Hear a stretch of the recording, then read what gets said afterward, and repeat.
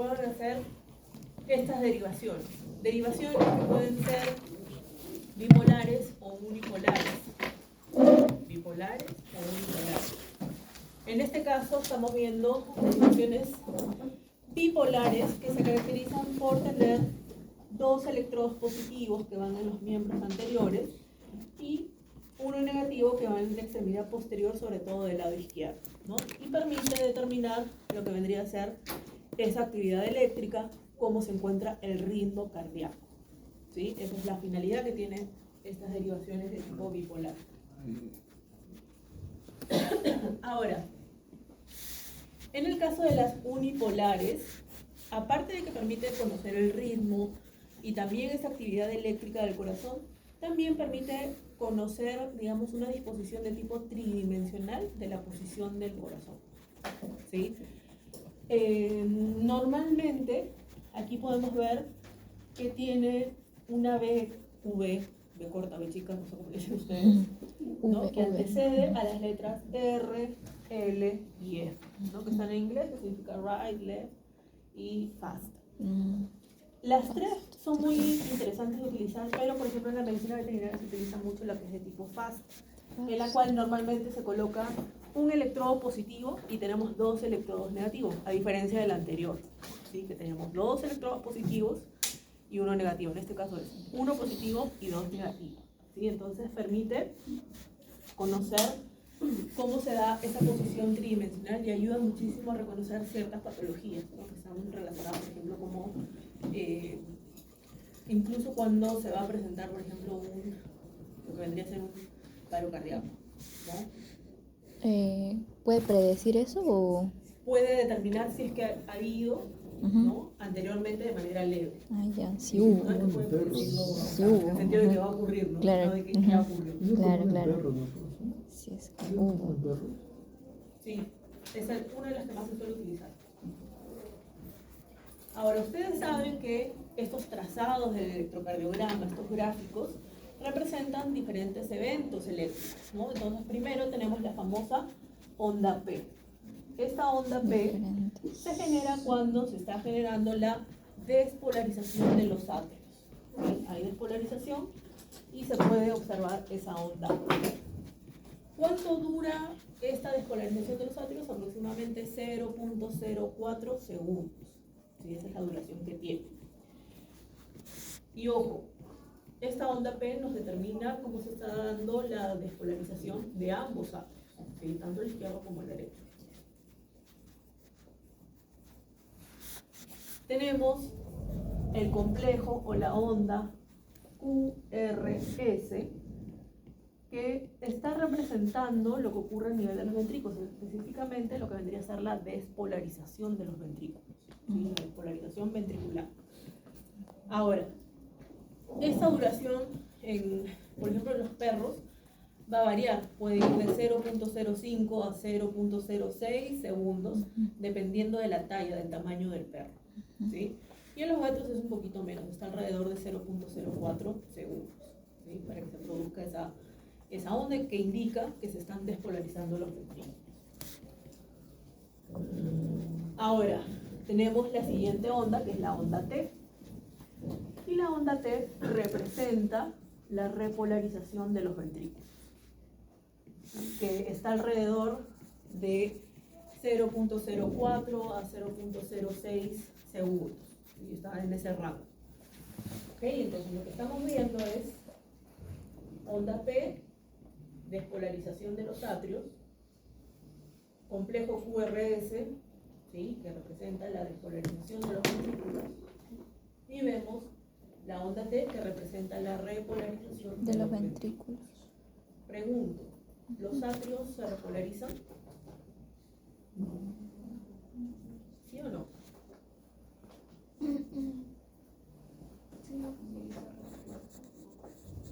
Sí se repolarizan, ¿sí? Solamente que está ocurriendo en el momento en que se da el complejo QRS, en este momento. Y es un evento mucho más fuerte, por lo tanto es el que se registra, no así la repolarización de los atrios, que es mucho más débil esa señal. ¿Sí? Entonces se da en el mismo momento que se produce la onda QRS. no se olvide.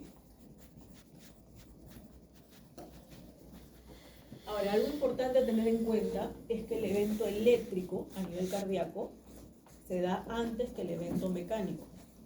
Y eso es lo que nos muestra aquí esta diapositiva, ¿no? Donde tenemos nuestras ondas, ¿no? Del electrocardiograma, pero también nos muestra el evento mecánico, que lo podemos ver aquí por medio del potencial de acción. Entonces, pregunto, si tenemos la despolarización a nivel de los ventrículos, ¿cuál sería su evento mecánico? La contracción La del contracción, y lo músculo. podemos ver aquí en esta meseta. ¿Sí? Entonces, acuérdense, siempre primero ocurre el evento eléctrico. Eléctrico. Mira, pues, Ahora tienen segmentos e intervalos que nos permiten conocer si es que la distancia entre estas líneas, entre estas ondas, están yendo de manera adecuada para generar un buen bombeo, ¿no? Y que están generando una buena señal eléctrica. Les he colocado ahí algunos segmentos, algunos intervalos. En realidad se pueden sacar muchos más, pero estos son, digamos, los más conocidos, ¿no? El segmento, por ejemplo, o intervalo, perdón, RR. Intervalo R. Significa que se está dando ese tiempo entre dos ondas R. ¿Y qué significa esto? Que nos permite determinar la frecuencia cardíaca en un paciente. ¿Sí? Entre dos ondas R. O por ejemplo, si hay un distanciamiento entre lo que vendría a ser el intervalo PQ, ¿qué nos estaría indicando? Si es que no dura, por decirle 0.1 segundos y está durando mucho más, ¿qué nos podría indicar? Que hay un distanciamiento entre estos intervalos PQ. Que los atrios se contraen más tiempo. Una puede ser que los atrios se contraigan durante más tiempo, pero por lo general suele pasar de que la despolarización de los ventrículos se está demorando. Entonces nos podría indicar que a lo mejor hay un obstáculo a nivel de lo que vendría a ser ese paso atrioventricular, ¿no? Que nos podría estar indicando ahí. Entonces vean cómo son interesantes conocer estos segmentos e intervalos. Ahora, muchos se preguntan, ¿qué diferencia hay entre segmento y qué diferencia hay entre intervalo?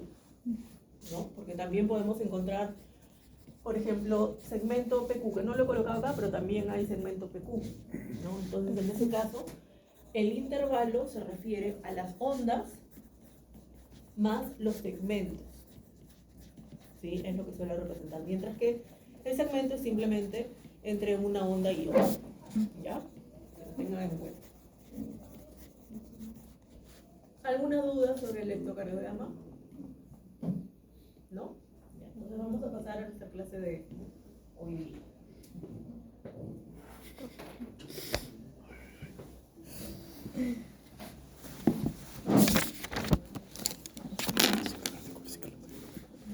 Leon. Esta clase no es muy larga, pero sí hay mucha información. Sí, hay mucha información. Nos toca hablar sobre el ciclo cardíaco, Ay, no, sobre que la no, nunca hemodinámica y se la regulación de la presión arterial.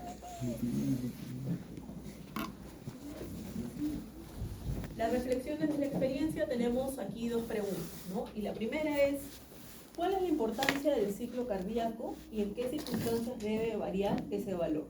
Y pregunta, primero, ¿qué es el ciclo cardíaco?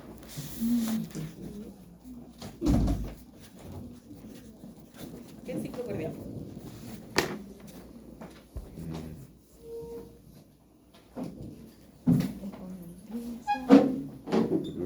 Son los procesos de contracción y relajación del corazón, ¿sí?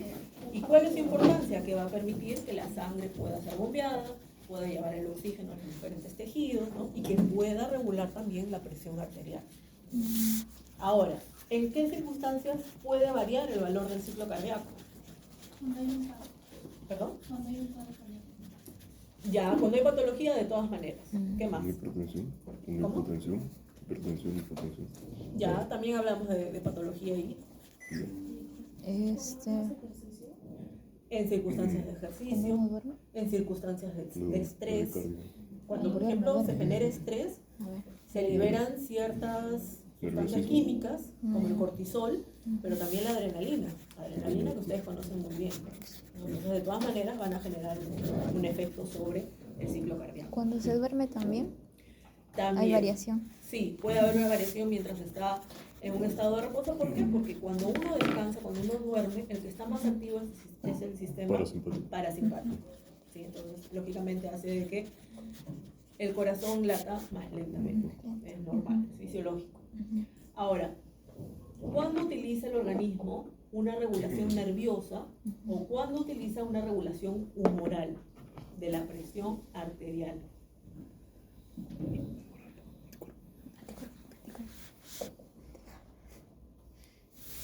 Si no saben, no hay problema porque eso lo vamos a ver hoy día. ¿Sí? En el caso de la regulación nerviosa es más rápido, ¿sí? Es una respuesta a corto plazo. Puede ser segundos a minutos. ¿Sí? Es a corto plazo y está representada por el sistema nervioso autónomo. El sistema nervioso autónomo que ustedes conocen ya muy bien, con sus vías simpática y parasimpática. Lo vamos a ver al final de la clase de hoy día. ¿Y cuando utiliza una regulación humoral que está relacionada con hormonas? Se da a largo plazo. ¿Sí? Que puede durar horas, días y hasta semanas. ¿Sí? Y hay dos sistemas muy importantes que también vamos a ver al final de la clase de hoy. El sistema renina, no sé cuánto. Muy bien. El resultado del aprendizaje, ustedes van a comprender que hay que mantener la perfusión, otra vez esa palabrita perfusión, ¿no? De los tejidos de acuerdo a sus requerimientos metabólicos a través de la regulación de la presión arterial a nivel nervioso, humoral y local. Hay una tercera regulación. Y esto es el contenido de la clase de hoy. ¿Okay? Entonces vamos a empezar con el ciclo cardíaco y continuamos con el gasto cardíaco. Entonces, cuando hablamos de ciclo cardíaco, tenemos que hablar de estos dos eventos mecánicos, ¿sí? Contracción y relajación, sístole o diástole. Son dos eventos que van a permitir que puedan bombear la sangre de manera adecuada. ¿Para qué? Para que se pueda distribuir a todos los sistemas, pueda llevar el oxígeno, ¿correcto? Ahora, ¿ustedes ya vieron la práctica de sonidos cardíacos con la profesora Fernanda? Sí. ¿Sí? Ok, entonces, gracias a este ciclo cardíaco también se pueden generar estos sonidos, ¿no? Ustedes recordarán que tenemos un primer sonido, un primer ruido, que es el famoso loop, que tiende a ser más suave, tiende a ser más bajo y que tiene mayor duración. Pregunto, ¿por qué tiene mayor duración? Porque los ventrículos se contraen bien, más tiempo. No. Mm,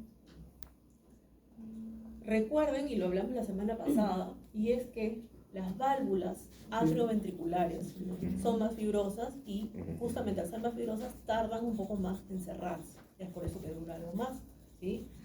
Justamente este primer sonido, este loop, se da por las vibraciones durante el cierre de las válvulas atrioventriculares, ¿sí? Entonces ya saben por qué tiende a durar un poquito más este sonido. Y el segundo ruido, que es el do, es más breve, ¿no? Es mucho más corto, pero también es más enérgico.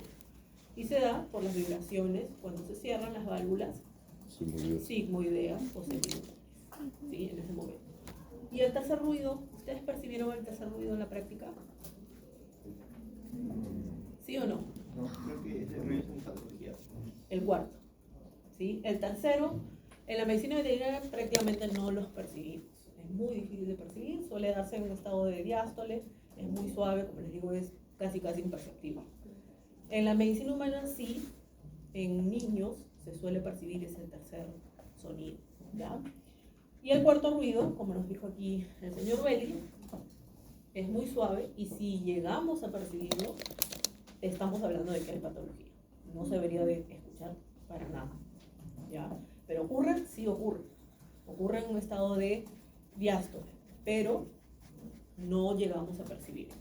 ¿Por qué es patología, profe, cuando se escucha? Porque va a generar que haya una mayor cantidad de vibraciones, ¿sí? Durante lo que vendría a ser este ciclo cardíaco. Entonces se llega a percibir ese cuadro. ¿sí? ¿Cómo es? O sea, normalmente sí está, pero si es Va a que se estar llega a presente. percibir ya es Claro, patológico. exacto. Ah, ya. Está Ya, presente, está presente. no lo escuchamos, Ujú. pero el momento que lo escuchamos, entonces ahí Ya. sí ya es un indicativo de que es Ujú. patológico. Algo está mal. Ujú. Ahora, el ciclo cardíaco, como ya hemos visto, se va a dar mediante dos eventos mecánicos, ¿sí? Y ciclo cardíaco. Voy a hacerlo aquí cortito porque Sí, te voy a decir. Ahí te voy a decir. el primero está representado por la sístole. Y el segundo está representado por la diástole. Pero aquí en fisiología ya no solamente lo estudiamos en 2 fases, sino que lo vamos a estudiar en 5 fases para poder entenderlo. Ojo, que cuando lean algunos libros, algunos artículos, hay algunos autores que hablan de 4 fases, otros de 6 fases, otros de 7 fases. Nosotros aquí en Fisio nos hemos quedado con 5 fases, que es la que más van a encontrar en los libros, ¿sí? Entonces, durante la sístole vamos a encontrar la fase de sístole atrial y la fase de sístole ventricular. Y dentro de la sístole ventricular vamos a encontrar la fase de contracción isovolumétrica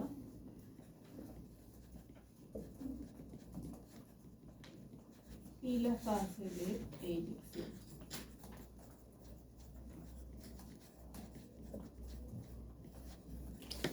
Y en cuanto a la diástole, vamos a encontrar la fase de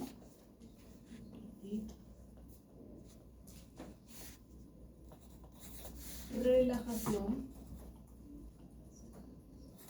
isovolumétrica y la fase de llenado. ¿Sí? Hay un llenado rápido y un llenado lento. Entonces tenemos 5 fases. ¿Cómo así 5 fases? Vamos a contar de nuevo. Vamos a ordenar. 1,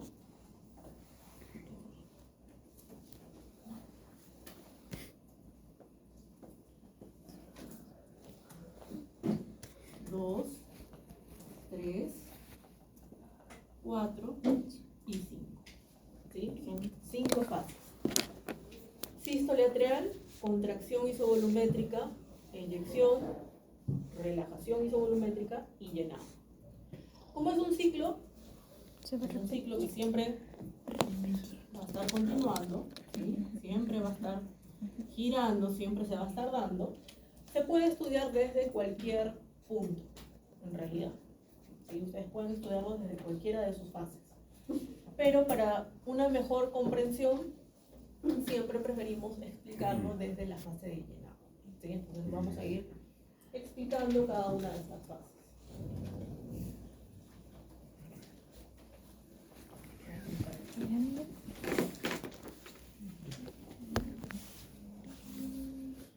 A ver, no se puede cerrar, no tiene cortinas, no tiene. Me choca un poco la luz, no me deja ver bien. A ver, entonces, tenemos la fase de llenado. Vamos a empezar por esta fase porque, como les digo, es la más sencilla de entender, porque aquí lo que vamos a ver es que los ventrículos se llenan, ¿sí? Entonces, aquí vamos a ver que los ventrículos se van a llenar con un 70% de sangre, mediante, al principio, un llenado rápido y luego un llenado lento que también se conoce como diástasis, ¿sí? ¿Se acuerdan que la semana pasada hablamos que para que haya un flujo de la sangre Debe haber adecuada, una diferencia de presiones. tiene que haber diferencia de presión, adelante, ¿sí? Y tiene que ir de mayor a menor presión. ¿Ok? Entonces, pregunto, en esta fase, ¿quién tendría mayor presión? Los otros. Los atrios. Ujú. ¿Sí? Los atrios van a tener mayor presión respecto a los ventrículos. Por lo tanto, se abren las válvulas atrioventriculares. ¿Sí? Entonces, esto va a permitir que pueda llenarse en un 70%. Ahora, la presión de los ventrículos, que sabemos que es baja, también es baja respecto a la presión de las arterias. Por lo tanto, las válvulas sigmoideas se encuentran cerradas. cerradas. ¿Sí? Solamente aquí, mayor presión Paso. tiene los atrios, lo cual permite que pueda pasar la sangre. ¿Sí? Entonces tenemos nuestra primera fase, fase de llenado. A continuación, tenemos la fase de sístole atrial. Aquí en esta sístole atrial significa que se están contrayendo los atrios y termina de pasar el resto de la luz.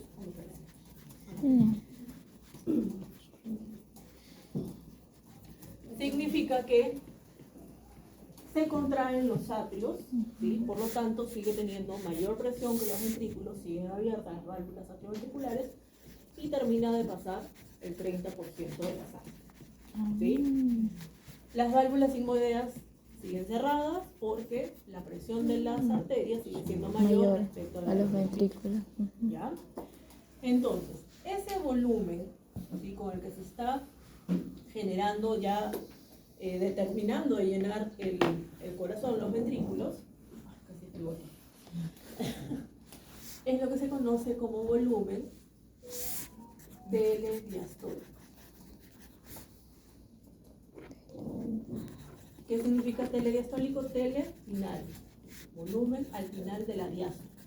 ¿Sí? Cuando se terminaron de llenar los ventrículos.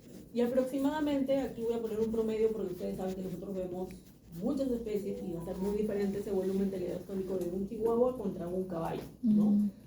Entonces vamos a trabajar con promedios. Vamos a ponerle aquí 120 ml. ¿Sí? Ese volumen telediastólico va a ser de 120 ml. Bien, ya se llenaron nuestros ventrículos y a continuación comenzamos a ver ciertos cambios. ¿Por qué? Porque ahora los ventrículos que están llenos comienzan a contraerse. Y al contraerse comienza a aumentar la presión. ¿Sí? Entonces la presión ahora va a ser mayor que la de los atrios. Por lo tanto, se cierran las válvulas atrioventriculares y generan ¿qué ruido? Loop, ¿no? El primero. ¿Sí? Se va a generar en este punto. Entonces, aquí vamos a ver que si bien la presión de los ventrículos está aumentando, todavía no es más alta o mayor que la de las arterias. Por eso las válvulas sigmoideas siguen cerradas. ¿Sí? Entonces se contrae, se contrae, se contrae. Y ojo, su nombre de contracción isovolumétrica significa que en ambos ventrículos vamos a encontrar el mismo volumen, 120 ml, 120 ml, ¿sí? Para el derecho y para el izquierdo. De ahí su nombre de isovolumétrico, iso igual, ¿sí? Ahora, ¿la presión también va a ser igual en ambos ventrículos? ¿Qué tiene que generar? No, porque Eso depende de la... ¿Ya? ¿Qué presión debe de vencer el ventrículo izquierdo? Claro, debe llegar a más o menos La 121. presión de la aorta, ¿no? Mientras que en el ventrículo derecho sabemos que la presión de la debe ser arteria menos. pulmonar es menor, muchísimo menos, ¿sí? Entonces tiene que ser menor. Las presiones sí van a variar, pero el volumen es el mismo. ¿Ok? Entonces tenemos la fase de contracción isovolumétrica.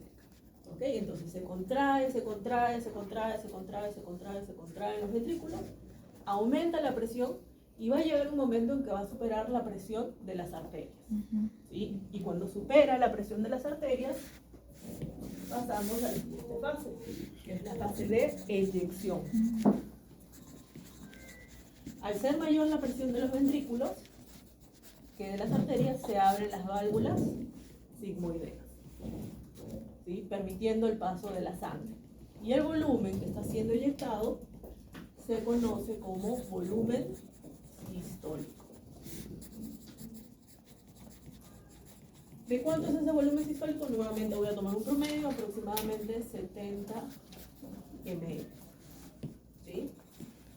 Volumen sistólico, que también tiene el nombre de volumen latido o volumen de eyección.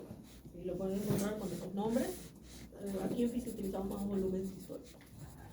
Entonces, gracias a que aumentó la presión a nivel ventricular, superando la presión de las arterias, entonces la sangre puede ser expulsada. ¿Sí? Ahora, las válvulas atrioventriculares siguen cerradas porque aquí la presión mayor siempre va a ser a nivel de los ventrículos. Entonces, cerradas. Muy bien. Vamos a la siguiente. A continuación, ya cuando tenemos ese volumen sistólico, comienza a relajarse los ventrículos. Comienzan a relajarse, por lo tanto, la presión comienza a caer. Y al caer la presión se hace menor que la de las arterias, por lo tanto, se cierran las válvulas sigmoideas, generando el segundo ruido, el du. Es en este momento que se genera, ¿no? Que vendría a ser la fase de relajación isovolumétrica. Nuevamente, mismo volumen. ¿Cuánto es el volumen que queda?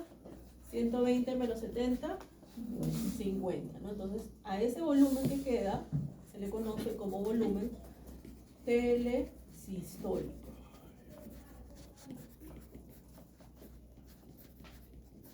Volumen al final de la sístole, ¿sí? Luego de que ha habido contracción, ¿sí? Muy bien, entonces tenemos ese volumen telesistólico, que es un volumen que queda, ¿sí? Entonces la presión a nivel de los ventrículos comienza a caer porque se relaja, ¿sí? Ya vimos que se cerraron las válvulas sigmoideas y las válvulas atrioventriculares siguen cerradas. ¿Por qué? Porque aquí todavía la presión de los ventrículos es mayor que la de los atrios, ¿sí? Correcto. Pero a medida que se va generando esta fase, la sangre comienza a llegar a los atrios, ¿sí? De la vena cava y de la vena pulmonar. Entonces, por lo tanto, poco a poco va a ir nuevamente contrayéndose, superando la presión de los ventrículos y volvemos a iniciar. Volvemos a tener nuestra fase de Llenado.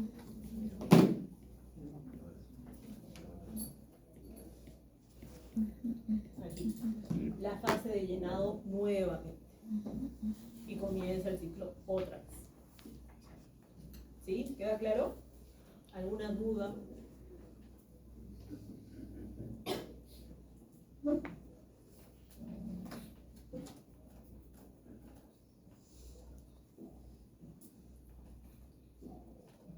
hay dudas. Muy bien, me encanta que comprendan todo lo que estoy explicando. Ahora, bueno, tenemos aquí algunos conceptos que ya hemos venido hablando, ¿no? Volumen telediastólico, volumen sistólico, volumen telesistólico o volumen residual, también lo van a encontrar con ese nombre. Y hay un efecto fisiológico que se conoce como fracción de eyección, que se refiere a la capacidad que tiene el corazón de contraerse, con qué capacidad está bombeando la sangre. Vamos a verlo en un ratito, ¿sí? Con mayor detalle. Y de hecho les voy a dejar un problemita para el que quiera resolverlo. Va a tener otro punto, ¿sí? Otro punto para el parcial. El parcial. Otro punto porque está el del foro, que para los que quieran también, y el otro, porque yo sé que en el parcial es ahí donde la mayoría. No. Sí, entonces es mi forma de poder incentivar a que sigan estudiando. Ahora, este problemita que les voy a dejar de fracción de eyección, pueden entregarlo de a dos. ¿De a dos? Sí, pueden juntarse de a dos y me envían la respuesta. De a dos. De a tres, es que es muy simple, en realidad es un problemita bien simple. Ahora, el ciclo cardíaco también se puede estudiar mediante lo que se conoce como el diagrama de Wiggers.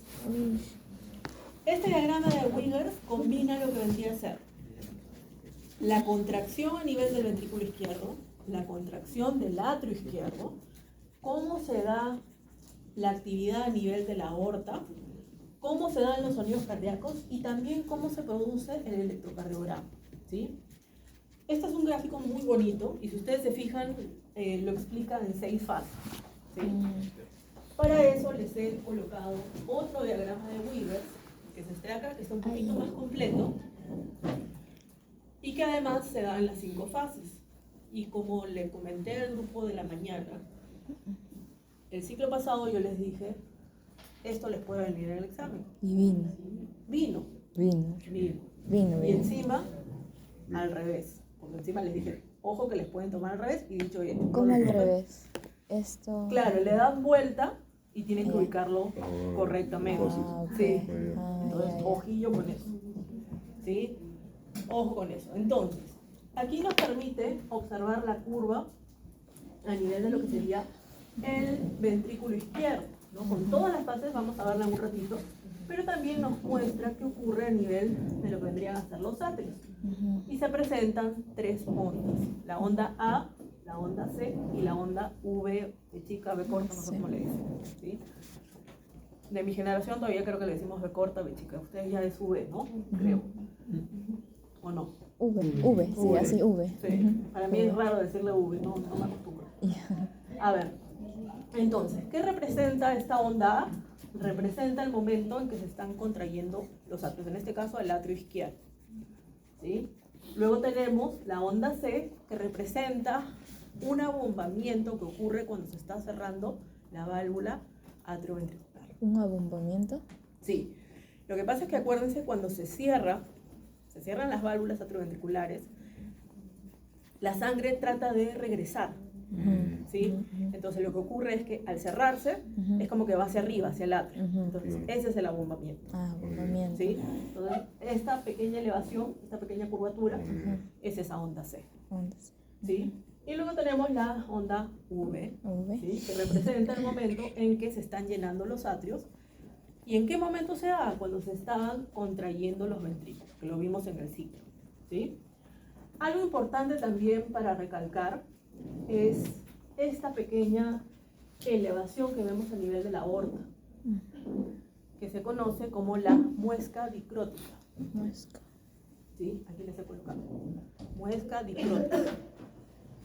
Que representa cuando la válvula aórtica se cierra. Es un momento así antes de que se cierre para que pueda generar lo que se conoce como ese sonido, ¿no? Ese segundo sonido. Es la muesca dicrótica. Y también nos permite ubicar los sonidos, como estamos viendo, el primero y el segundo sobre todo, y también el electrocardiograma. Y vean cómo esta representación del electrocardiograma ocurre antes del evento mecánico. ¿Sí? Acuérdense, siempre el evento eléctrico antes del evento mecánico. Claro. ¿Ok? Entonces, ojito con este tipo de gráficos. Sí.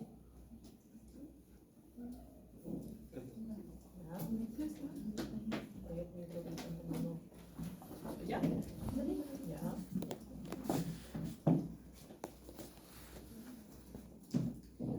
Muesca. Muesca.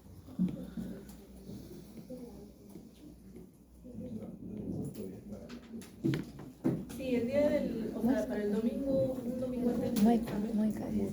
Mueca. me lo envían. Pero les digo, pueden hacerlo a mano, pueden hacerlo a computador, igualito. Lo importante es que por lo menos lean las respuestas. Esa es la idea. ¿Puedo avanzar? Sí. Tenemos aquí una parte de ese diagrama de Wheeler. Por ejemplo, es esta parte que les dije que les iba a explicar. Esta. Donde podemos ver el ciclo cardíaco, ¿no? Donde nos muestra también, si ustedes se fijan en estos ejes, lo que vendría a ser la presión en el ventrículo izquierdo expresado en milímetros de mercurio. Y en el eje de X tenemos lo que vendría a ser el volumen expresado en ml, ¿sí? Siempre el ventrículo izquierdo. Se conoce como la curva de presión-volumen en el ventrículo izquierdo. Y nos permite entender también el ciclo cardíaco. ¿Ok? Entonces vamos a ubicarnos. Vamos al punto A. Este punto A, vean, significa que hay bajo volumen y baja presión, ¿sí? Y a continuación lo que vemos es que está aumentando el volumen. Entonces pregunto, ¿qué representaría el punto A? Relajación. ¿Y la diástole? Sería diástole, sí, pero específicamente, ¿qué significa el punto A? Para que pueda ir aumentando el volumen a nivel del ventrículo. Que se relaje el ventrículo izquierdo. Se va a relajar, pero ¿qué significa el punto A? No. O sea, La fase de llenado es esta, correcto. Ya. Entonces, para que se puedan llenar los ventrículos, ¿qué se necesitaba? Que se contraigan los atrios. Que haya diferencia de presión, que se contraigan los atrios, pero ¿qué representa el punto A? ¿Qué se necesita? Cuando aumenta esa presión, y que se puedan empezar a llenar los ventrículos, Que se abran las válvulas. que se abran las válvulas atrioventricular, en este caso izquierdo. Entonces este punto A significa que hay apertura de las válvulas atrioventriculares. ¿Sí? Entonces comienza a llenarse, vemos que aumenta el volumen, ¿correcto? Y aquí vemos una pequeña elevación. Esta elevación antes del punto B significa la sístole atrial. ¿Sí? Entonces tenemos fase de llenado, fase de sístole atrial. Y pregunto, ¿qué representa el punto B? Proyección. Mm, Que se cierren las Aumenta, válvulas. está aumentando Se la cierra presión. la válvula atrioventricular Ajá. izquierda. ¿Sí? Se cierra. Y cuando se cierra, ¿qué sonido producirá? Loop. ¿Sí? Ahora, ¿qué vemos a continuación? Que se mantiene el mismo volumen, pero la presión comienza a aumentar. Entonces, ¿qué fase tendremos aquí? Sin miedo, acuérdense si nos Contracción equivocamos es aquí. Sí, isovolumétrica. Contracción isovolumétrica. La contracción Claro. isovolumétrica. Ujú, Aumenta la presión, pero el volumen es igual. ujú. ¿Ok? Entonces, tenemos nuestra fase de contracción isovolumétrica. ¿Qué representaría el punto C? Se abren las válvulas circunflexas. Se abre la válvula Sigmoidea. sigmoidea, en este caso la aórtica. ¿Sí? Por lo tanto, ¿qué ocurre? Eyección. Vamos a tener la eyección. Comienza a disminuir el volumen porque se está eyectando. ¿Sí? Entonces tenemos aquí la fase de eyección. Entre C y D tenemos la eyección. ¿Qué representa el punto D? Que se cierran la válvula aórtica. El cierre de la válvula sigmoidea aórtica. Por lo tanto, aquí tenemos el loop. Y a continuación, ¿qué vemos? Mismo volumen, pero la presión comienza a bajar. Claro.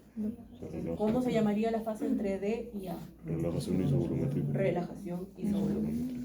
¿Se dan cuenta cómo pudieron ubicarlo sin contratiempos prácticamente? Al principio sí, yo les tuve que dar un empujón, pero ya luego ustedes resolvieron todo, ¿no? Porque están entendiendo este tema de las presiones y los volúmenes, cuando aumenta y cuando disminuye o cuando se mantiene igual. ¿Sí? Entonces, aquí también tenemos la explicación del ciclo cardíaco. ¿Ok? Ahora, entre el punto D y el punto B tenemos a la diástole. Y entre el punto B y el punto D, Sí, sí. la sístole. ¿Sí? Parece que fuese como que nos perdemos, pero no, en realidad, Tiene sentido. del Sí, D a B, diástole. Entre B y D, sístole. ¿Ya? Ojo también con este gráfico. ¿A alguien no le quedó claro?